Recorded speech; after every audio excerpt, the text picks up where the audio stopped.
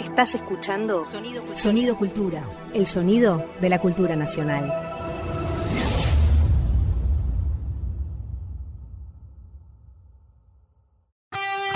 Ahora Javier Trímboli y Julia Rosenberg en Un poco sucio, un programa de historia desprolijo, pero eficaz.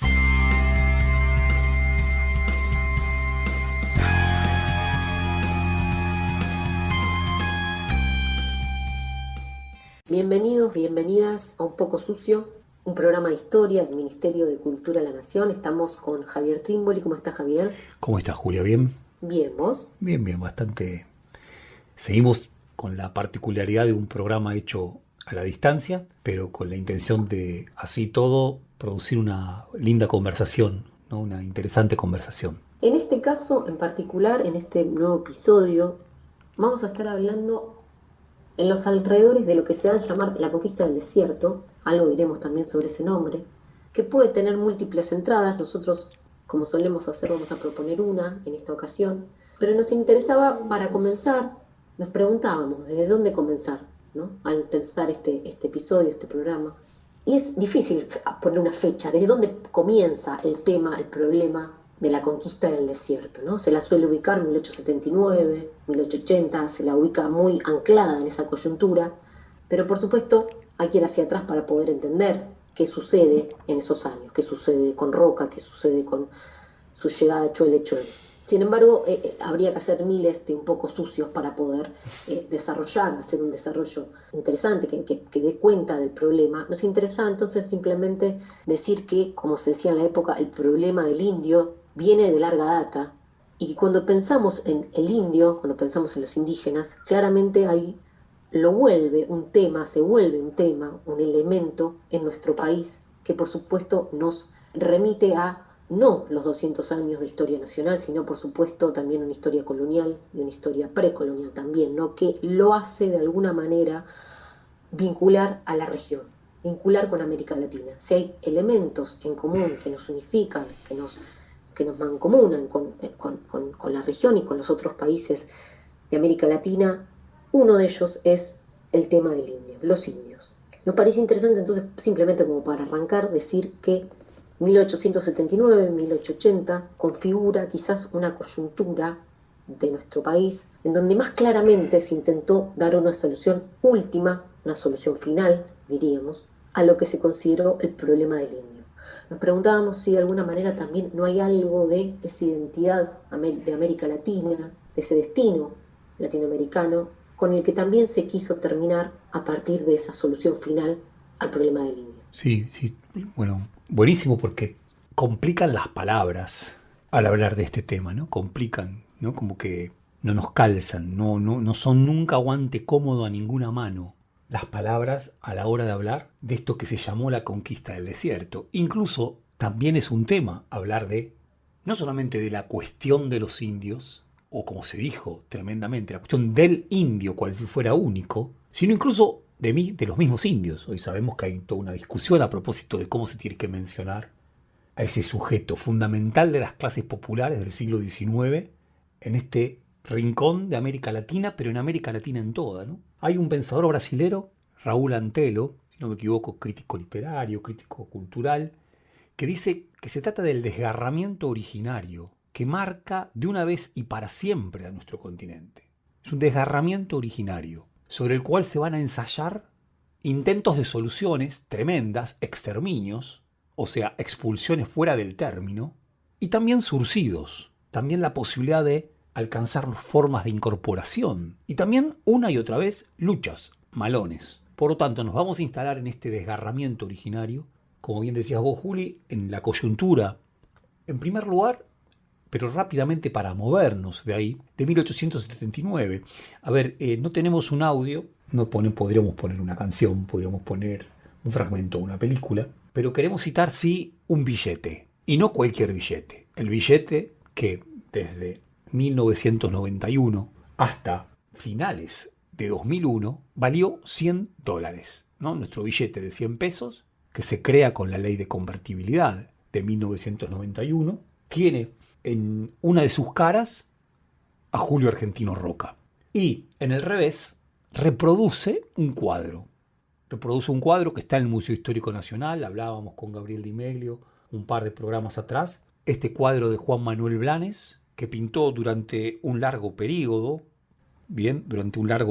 que fue de 1886 a 1996, interrumpido por cuestiones políticas que no vienen al caso, pero de un enorme tamaño, que tiene un título muy largo: Ocupación militar del Río Negro por el Ejército Nacional el 25 de mayo de 1879. Julia decía, es la llegada de Julio Argentino Roca a Choel Choel el 25 de mayo de 1879 para celebrar una misa, para cantar el himno. Ahora bien, en 1991 el billete de 100 pesos se decide y uno pregunta, ¿habrá tenido intervención Menem en esta decisión? En pleno fin de la historia, ese billete tiene a Roca y del otro lado tiene a este cuadro. Sin embargo, el cuadro, por empezar, está nombrado distinto. Se nombra directamente, crudamente, Conquista del Desierto. Ni siquiera campaña. Se lo nombra directamente, Conquista del Desierto, cual si esa denominación, que es una simplificación importantísima, quiero decir, Blanes fue eufemístico al nombrar tal como nombró a su cuadro en relación con la brutalidad de este nombre. Entonces, esa es la primera modificación del cuadro que me parecería interesante poner de relieve. Sí, y por otro lado, decir del cuadro, también del billete, pero primero del cuadro, que me parece interesante también por lo que veníamos diciendo, el indio, los indios, que se está queriendo representar un acontecimiento fundamental respecto de lo que se llamó el problema del indio, y sin embargo casi no hay indios, ¿no? La presencia de los indios es en un margen, en un costado. Lo que se ve fundamentalmente y principalmente en ese cuadro es el desierto, ¿no? El ejército y el desierto, ¿no? La pampa, la llanura. En el billete la operación es que se recorta a los indios, se recorta a los científicos y también se recorta un poco el desierto, ¿no? Y es interesante, me parece, también para pensar no solamente, a ver, lo digo así, qué se hizo también después de la llamada conquista del desierto con el indio, con los indios, qué cosas se narraron sobre ellos. Tal como aparece en el cuadro, tal como aparece en el billete, parece que en la Argentina efectivamente la conquista del desierto habría sido la solución final al tema del indio. No habría habido sobrevida de indios, ¿no? Me parece que las imágenes de alguna manera proponen eso. Totalmente. Una vuelta de página, incluso higiénica, que no deja resto. En el cuadro hay un pequeño grupo de indios que han sido derrotados, que están capturados, que están en un costado, en una de las márgenes del cuadro, siempre me equivoco al decirlo, creo que es en la margen derecha, rodeados de salesianos, de religiosos salesianos, pero la operación del billete corta ahí el cuadro, corta ese margen, ya no hace falta ni siquiera ese lugar, ¿no? Y es también un enorme elogio al Ejército Nacional, en una coyuntura en donde se lo había doblegado, ¿no? Luego de sus varios intentos carapintadas, pero también se estaba pensando en dar vuelta la página de la historia argentina última. Hay algo muy interesante que escribe David Viñas allá por los 90, donde intenta pensar la relación entre Menem y distintas figuras de la historia, ¿no? Entre Menem y Agustín P. Justo, Menem y el mismo Perón. Menem y Roca, paz y administración, integración al mundo, vuelta de página en la historia. Roca, que viene del federalismo, que luchó junto con Urquiza en la batalla de Pavón, contra Buenos Aires y contra Mitre, y que fue derrotado y que sufrió esa derrota, y que sin embargo, hacia 1878, al asumir el Ministerio de Guerra, el gobierno de Avellaneda, y por supuesto, a partir de 1880, y luego de también derrotar a Buenos Aires, se transforma en un campeón del liberalismo conservador argentino, caracterizando todo un periodo de la historia argentina. A un poco socio le gustan estos detalles que por lo general van a parar al basurero de la historia. No solo Menem estaba interesado por Roca, si tomamos esta hipótesis, en 1991, sino que en esa coyuntura, Félix Luna, uno de los historiadores más importantes que ha dado nuestro país, escribe su último libro muy importante, que es Soy Roca. Lo escribe en 1989, ¿no? Casi como si hubiera un clima de época que habilitara a pensar nuevamente, a incorporar nuevamente este personaje tan complejo y tan riquísimo, también responsable de una puntada final de la llamada conquista del desierto, Julio Argentino Roca. Un poco sucio. Javier Trímboli y Julia Rosenberg en un programa de historia desprolijo.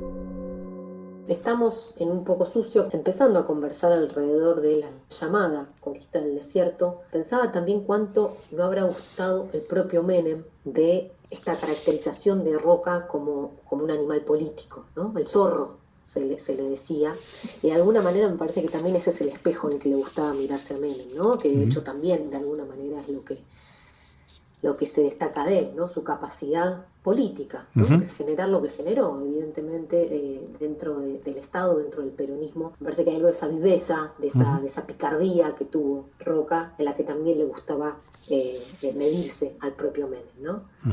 A partir de este billete, no sé, Javi, si te parece que pasemos, de alguna manera nos interesaba poner este primer eslabón como un disparador, para en realidad pensar una coyuntura, para en realidad pensar un acontecimiento, algo que sucede inmediatamente antes, una especie de prólogo a la campaña posterior de Roca, que tiene que ver sobre todo con Alsina, este personaje de la historia argentina tan particular, que se lo suele recordar simplemente por su paso como gobernador, ¿no? de Buenos Aires, una persona bien importante en la política del autonomismo de Buenos Aires, pero que sin embargo nos interesa en esta oportunidad pensar un proyecto que llevó a cabo como ministro de Guerra de Avellaneda a partir del 74, que tiene que ver con lo que decíamos antes, ¿no? Una respuesta, una forma de plantear una solución al problema del indio, que es, creo yo, una idea, un plan que ha quedado a lo largo del tiempo, de alguna manera, en cierta memoria popular. Hace días atrás, de hecho, en una conferencia de prensa planteando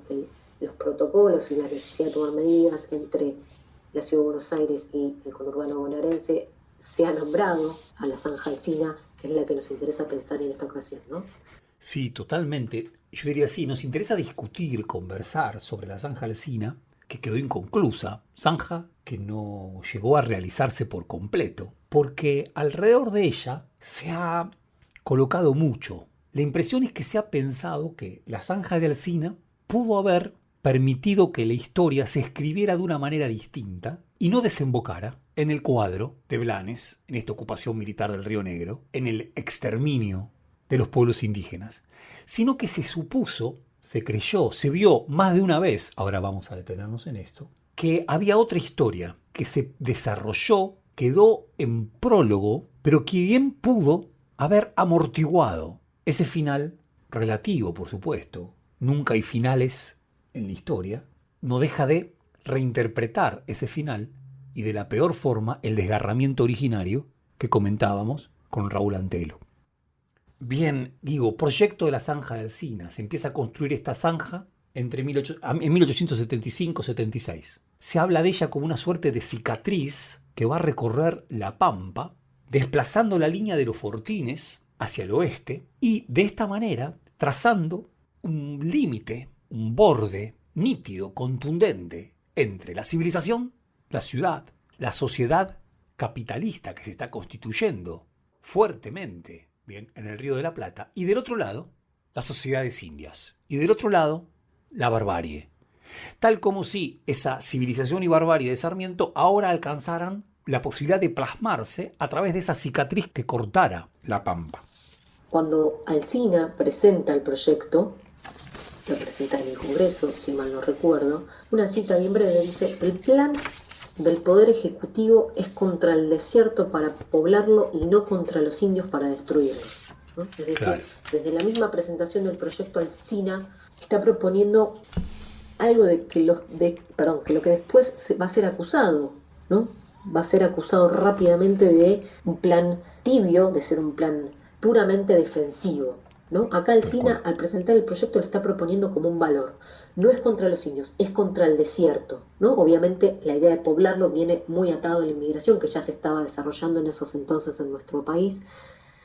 Y es interesante que por ese entonces se buscaba de alguna manera esta zanja, este pozo que tenía forma de pirámide invertida sobre la tierra, no impedía a los malones, sino que los dificultaba. Dificultaba que los indios regresaran a sus ranchos, regresaran a sus tierras con el botín. Totalmente. Es interesante esto, ¿no? Me parece que en un primer momento esta propuesta no es, por lo menos de manera explícita presentada como contra los indios para destruirlos. Ujú. Sí, sí, ahí está el tema, ¿no? Digo, enhebrando lo que muy bien acabas de decir, Julia, con lo que intentaba proponer, el entusiasmo que más de una vez causó este proyecto que quedó trunco, radicó probablemente en este carácter más bien defensivo que implicaba la zanja. Parecía la zanja no anticipar una gran ofensiva, sino alcanzar una forma, principalmente, de asegurar la retaguardia y de avanzar en la relación con las poblaciones indígenas de otra forma. Trenquelauquen, Guaminí, Carué, Puan y Taló, algunas de las localidades que esta zanja empezó a surcar. Y de hecho, en algunas de estas localidades quedan restos de esa zanja. Me interesaba, Juli, porque va a ser fundamental en este episodio de Un Poco Sucio, traer la voz de el ingeniero principal que estuvo a cargo de la realización de la zanja Alsina, que era un francés que había llegado recientemente a la Argentina en 1870 y que Alsina desde el Ministerio de Guerra contrata para que se ponga al frente de este proyecto y que luego va a escribir una serie de textos. La mayor parte de ellos se publican directamente en Francia y recién se conocen entre nosotros en la década de 1960. Se llama Alfred Hevelot. Alfred, me gustaría, si te parece, leo yo la primera cita, ¿te parece? Perfecto. Dice así: el foso que se intentaba excavar a lo largo de la nueva línea se extendería en una longitud de 400 kilómetros, con una abertura de 2 metros 60 de ancho y una profundidad de 1 metro 75. La obra bastaba para impedir la salida de los rebaños, aunque los salvajes los arrearan y los aguijonearan, y haría casi imposible el paso de los abundantes caballos de repuesto, sin los cuales los indios no cometerían el error de intentar una invasión. Fue inútil reducir a lo estrictamente necesario las dimensiones de esa barrera encespada. Había que remover 2 millones de metros cúbicos de tierra y mandar ejércitos de zapadores hasta el corazón del desierto para que ejecutaran el trabajo. Bien, para impedir la vuelta del Malón, vos lo decías recién, Julio, ¿no? Como retomando el cuadro ahora de Ángel de la Valle, ¿no? En el Museo Nacional de Bellas Artes, la vuelta del Malón. Para impedir la vuelta del Malón, la zanja, según Hevelot, era altamente eficaz. Por lo tanto, impedía la ofensiva de la sociedad indígena, pero no avanzaba en su exterminio. Uno de quienes se va a entusiasmar mucho con el tema de la zanja Alsina es el excepcional escritor santafesino de Serodino, Juan José Saer. Se entusiasma con la zanja de Alsina en un libro que se llama El río sin orillas y que, si no me equivoco, es de comienzo de la década de 1990, sí, de 1991, un tratado imaginario sobre la Argentina. La llama una muralla china al revés. La liga con Kafka. Fascina con la zanja porque piensa que tiene algo de imposible, como esa muralla china sobre cuya construcción escribe Kafka. Saer, grandísimo escritor, El Entenado, La Ocasión, Cicatrices, glosa. Y se entusiasma también con Alfred Hevelot. Dice así Saer: esa melancólica zanja de Alsina merece sin embargo nuestra benevolencia, porque fue el último intento de guerra defensiva, o, parafraseando a Hevelot, de veleidad de guerra defensiva antes de la campaña definitiva de General Roca en 1879, que aplicó con éxito indudable la tesis del exterminio. Acá está la contraposición, ¿no? La contraposición entre una política y otra, la del exterminio y esta otra defensiva. Vamos a escuchar una canción y seguimos en un ratito pensando alrededor entre Roca y Alsina y esta contraposición.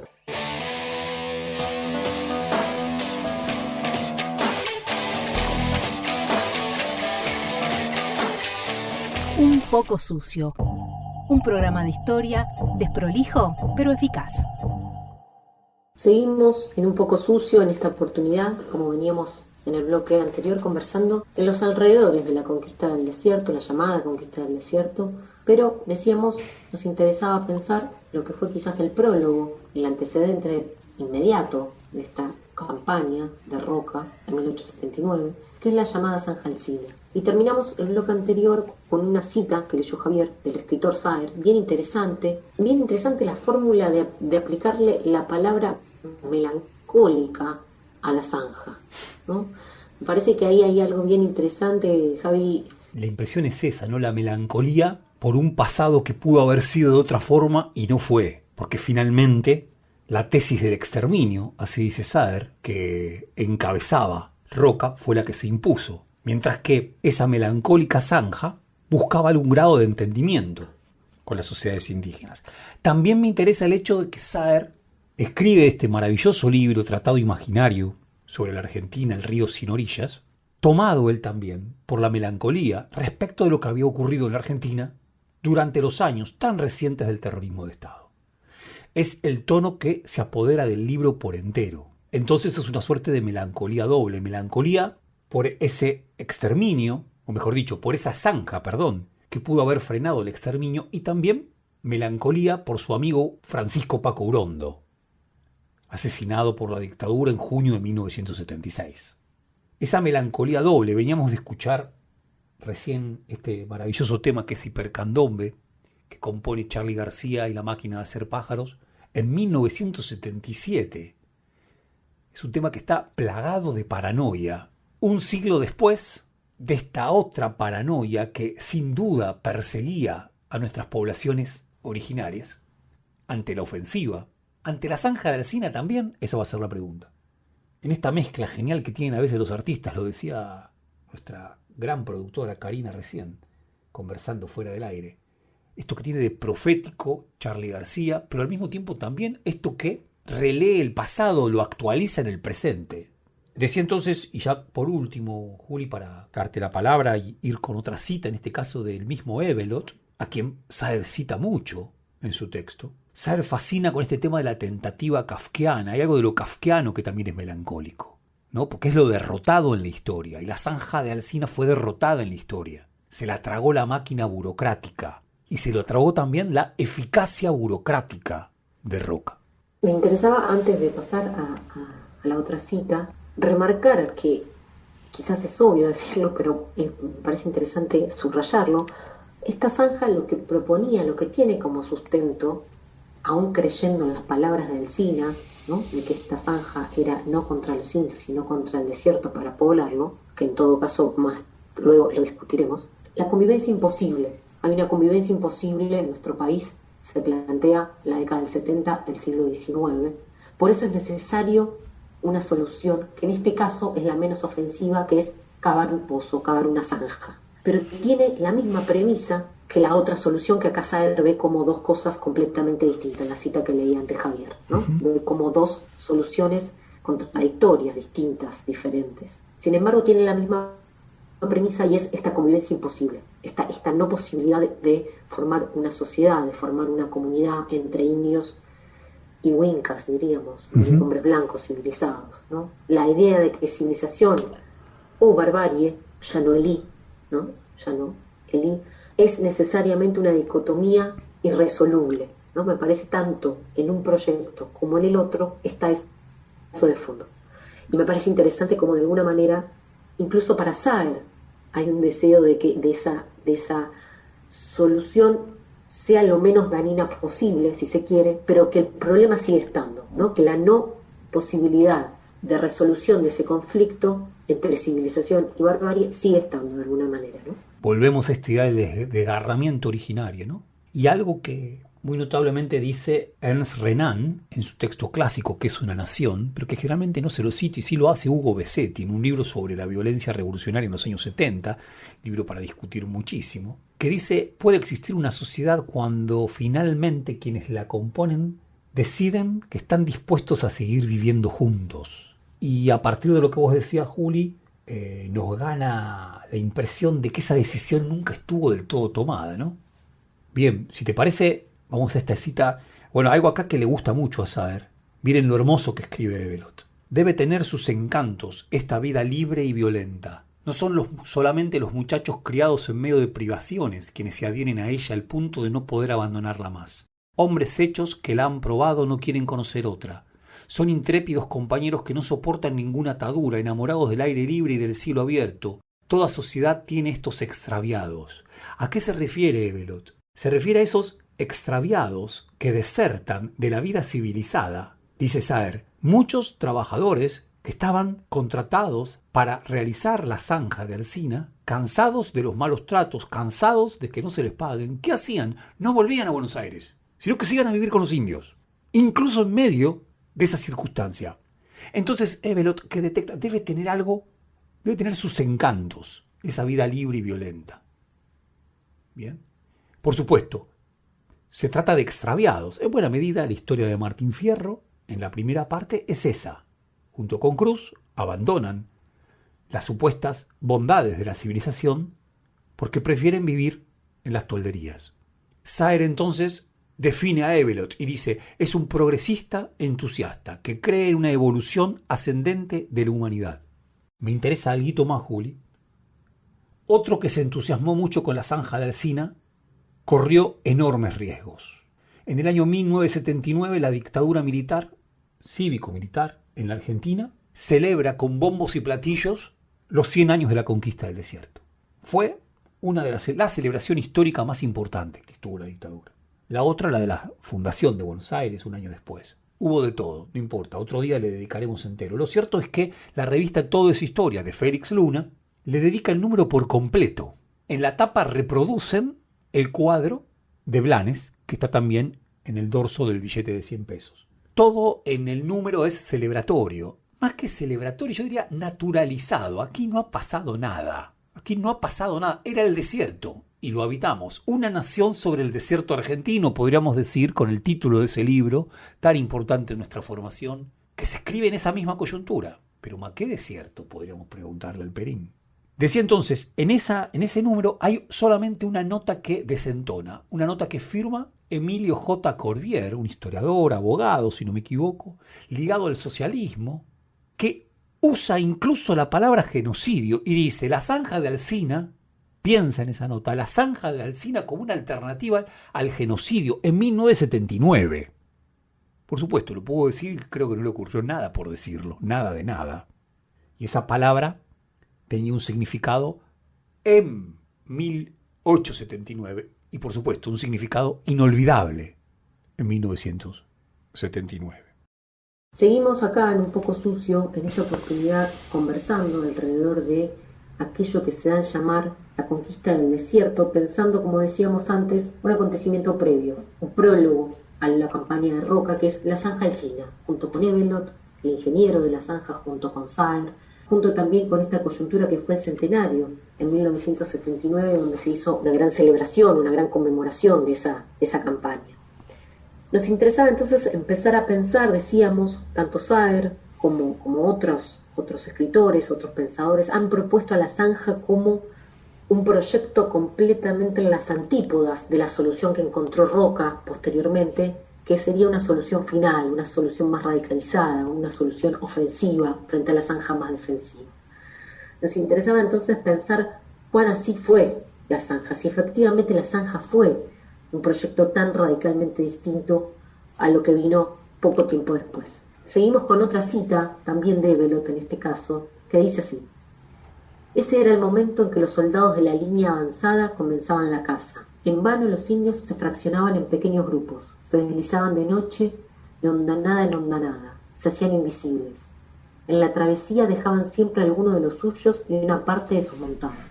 Durante los 3 primeros meses de la instalación tomé parte con frecuencia en esas cacerías del hombre, por lo demás bastante monótonas y señaladas a veces por episodios repugnantes.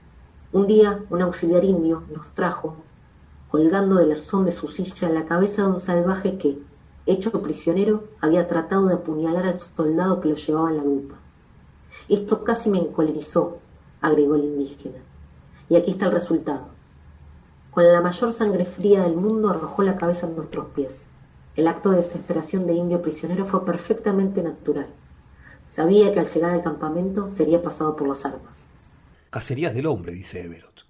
Mientras construye la zanja, se desplazan los fortines, se produce estas cacerías del hombre. A mí hay algo ahí de la lectura que es fenomenal, ¿no?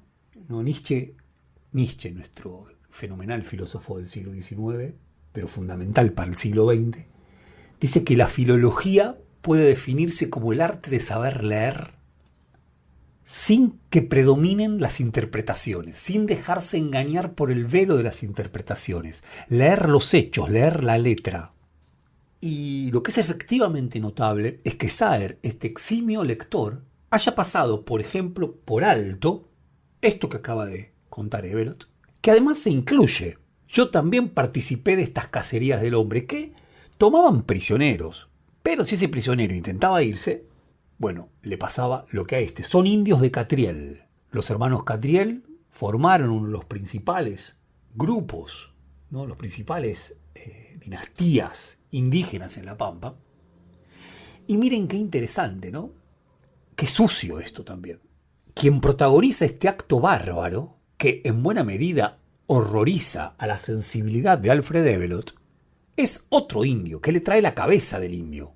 Es otro indio que pertenecía a otro grupo indígena, que tenía como cacique a Manuel Grande y que se había rendido, había sido derrotado pocos meses antes, también en medio de la construcción de la zanja. Indios auxiliares. La impresión de que un ejército limpio, puro, pulcro, bien vestido, engalanado, pisa el desierto es otra.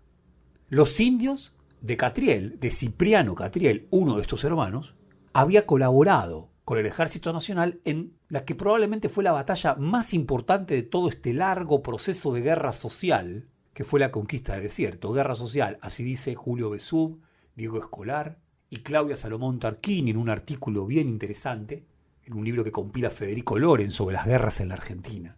En este largo proceso de guerra social, la batalla de San Carlos fue una de las más importantes, se derrotó a Calfucurá, y para derrotar a Calfucurá, el Ejército Nacional incorporó, y fue fundamental, fue clave, decisiva, la ayuda de los indios de Cipriano Catriel. Inquietante, ¿no? Inquietante por donde quiera que se lo vea. Incluso por, insisto, lo que impide la lectura de Saer, la postdictadura, la literatura. Javi, volviendo a cómo empezamos este episodio, ¿no? El cuadro de Blanes, esa imagen del billete de 100 pesos, que decíamos antes, no hay presencia de indios, o si la hay, es en un margen derrotados, pocos, no salvajes, no en condición de dar pelea, y se dice una y otra vez que lo de Roca, por lo menos en su columna que va a Choel, no hubo demasiadas matanzas. Las narraciones, las imágenes que tenemos de esa campaña no tienen sangre, no tienen violencia. Y es interesante que se elige ese momento, se elige esas imágenes para narrar la campaña, porque no tenemos todas estas otras imágenes. Claro. No tenemos estas otras imágenes de los años previos. Si se llegó a eso, si Roca puede llegar en 1879 a Choel con un desierto limpio y ser casi un paseo y no disparar casi ni una bala, es porque efectivamente, junto con la Zanja Alsina, antes, muchos años antes, pero también la Zanja Alsina metida en el medio de este lío, porque la Zanja Alsina implicaba, entre otras cosas, el avance de tropas, bandas de civilizados atacando a los indios.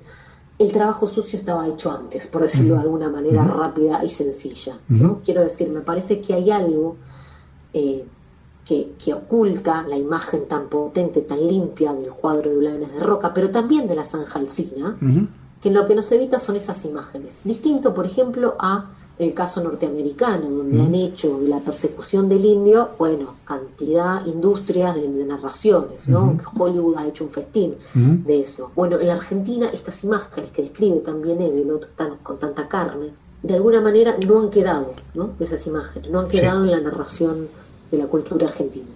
Lleva muy bien con la idea de que la conquista fue sobre un desierto, cosa que la historiografía reforzó, y el título del libro El Perindongui reforzó. Y se suele decir, lo de Roca fue un paseo en 1879. Incluso fue con él, Antonio Pozo sacó fotos, y las fotos son de un paseo, de un desfile, no hay nada sucio. Claro, este libro de Alfred Evelot está lleno de estas situaciones previas que nos conducen justamente a lo que vos decías, ¿no? La imaginación argentina se resiste a darle lugar a estas otras imágenes, incluso en un escritor notable como Saer, con una sensibilidad política, también digámoslo, sensibilidad política que en los años 80-90 era la de un socialdemócrata, que se había entusiasmado con el alfonsinismo, punto. También Sarmiento, ¿no? que es el otro gran pensador detrás de todo esto, que en el libro central, que es el Facundo, la barbarie son los gauchos, ¿no? Los indios ni siquiera son bárbaros, ¿no? Y ahí también me parece algo interesante, donde efectivamente la violencia contra el gaucho sí tuvo más palabras, sí tuvo más imágenes, sí tuvo más narraciones.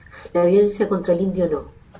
Como si el indio fuese todavía un eslabón más bajo que el de la propia barbarie para la narración en la historia argentina. Totalmente. Si vos lo planteabas, ¿no? Hay como una larga continuidad.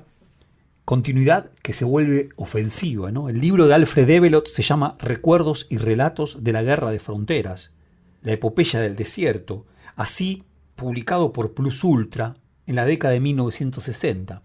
Me gustaría ir con otra cita, de las muchas que pasaron por alto, a Saer, a Corbière y desde ya también a buena parte de nuestros historiadores e historiadoras principales. Dice así: provistas las viudas, quedaban los huérfanos. En la República Argentina se sigue, después de una racia como la que nos ocupa, una costumbre cruel. Los niños de corta edad, cuyos padres han desaparecido, se entregan a diestra y siniestra. Las familias distinguidas de Buenos Aires buscan celosamente estos jóvenes esclavos para llamar las cosas por su nombre. En estas ocasiones, un oficial de frontera se complace en enviar a su novia una joven doncella india. En tiempos de la guerra del Paraguay eran los pequeños paraguayos los que costeaban estas atenciones galantes. Toda la ironía cruel de Evelot a la hora de hablar de algo que lo tuvo también como protagonista. Y en esta cita, que es una cita, uno podría decir, es una cita del mal y de su banalidad, pero también del exterminio que produce esa banalidad del mal, en una misma cita la impresión es que se liga conquista del desierto con guerra del Paraguay, con dictadura cívico-militar del 76. Todo junto, alrededor de la figura de el desaparecido, la apropiación de menores y la derrota. Cuenta Evelot, y lo cuenta, está después, que el ministro Alsina, que va a morir en los últimos días de 1877, para que lo reemplace Roca, el ministro Alsina, muy satisfecho con sus servicios, con su trabajo, le regaló una pareja de indiecitos. No vamos a leer esta cita también, pero lo dice muy... Se lo llevó a París, para ver cómo avanzaba en el proyecto de civilizarlos. Los problemas en la lectura, el arte de la lectura o de la buena filología, diría Nietzsche. Interesante esa pregunta, ¿no? Si Saer pudo leer esta cita, ¿no? Si la leyó, ¿qué pasó con el rescate que hace posteriormente de la Sangelcina? ¿Qué pasó con esa lectura, ¿no? ¿Cuál es la lectura que se puede hacer en los 90 sobre todo esto? Totalmente. Bueno, y así vamos llegando al final del 6º programa de Un Poco Sucio. Les agradecemos por habernos acompañado. Nos vemos, Javier, la semana que viene, seguramente aislados. Sí, nos estamos viendo y conversando la próxima. Fue una producción del Ministerio de Cultura de la Nación.